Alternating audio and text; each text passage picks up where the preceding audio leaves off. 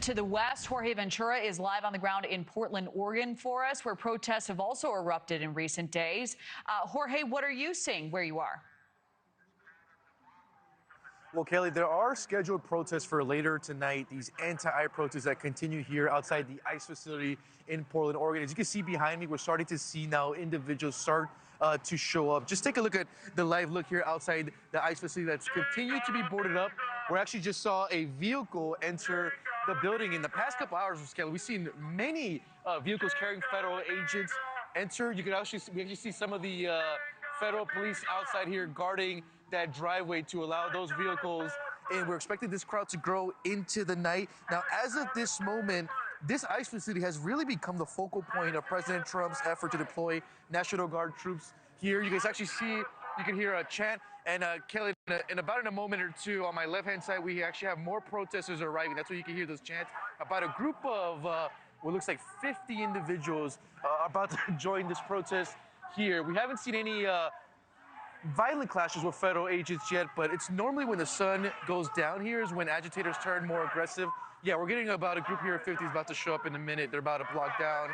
The chants are getting louder here. Anti-ICE protest signs all over. And Kristi Noem earlier this week visited this ICE facility. She vowed that she would actually threaten to send up to 4 times the federal officers to this facility to protect agents. President Trump has said that many of the agents here have been doxxed by what he says is left-wing agitators linked to Antifa. And if we could get the shot back up, guys, we're going to actually see this crowd start to roll up here to this ICE facility. Like I said, about a group of 40 to 50 individuals. Some, we're starting to see more costumes as well. But yeah, here now they're showing up, and you can hear the chants.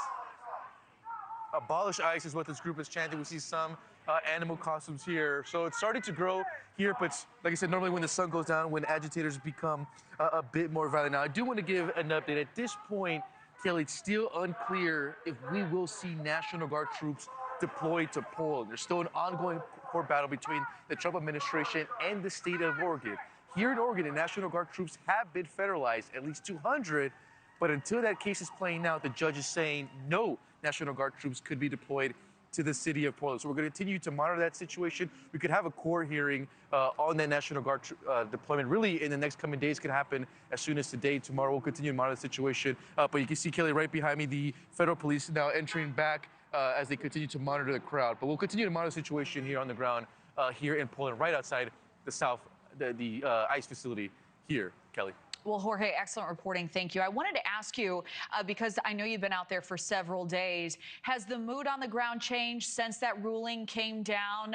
We know there were concerns that they would be seeing troops on the ground very soon. Well, what's interesting, Kelly, is that early in the week when Kristi Noem did visit the ICE facility, Portland police, in a way, created like a buffer zone with barricades, and that was in the request of Noem. But just in the past few days, that buffer zone has been cleared out. Now, during the week, it's when the protests were a little bit more quiet, but this weekend, it started to amplify a bit. Now, at 9 p.m., Department of Homeland Security, they did post an Antifa flyer. So at around 9 p.m., individuals, they're calling for activists to point lasers actually at the federal helicopters. So later tonight, normally what we've been seeing around nighttime is we see federal helicopters patrolling right above, monitoring the protests. There have already been a few arrests of individuals pointing lasers at federal copters, like you're just looking at right now in your screen. Just a few days ago, an individual named Joseph Norman, a suspect here, was arrested by local Portland police. And on September 30th, remember, 4 individuals who were in the country illegally here in Portland were pointing lasers at a federal helicopter, and they were arrested. So we're having some officers now arrive here, Kelly. So things are starting to pick up, and we'll continue to monitor the situation here on the ground.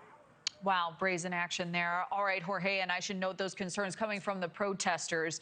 Thank you very much for clarifying the mood. We will certainly be back out to you here shortly.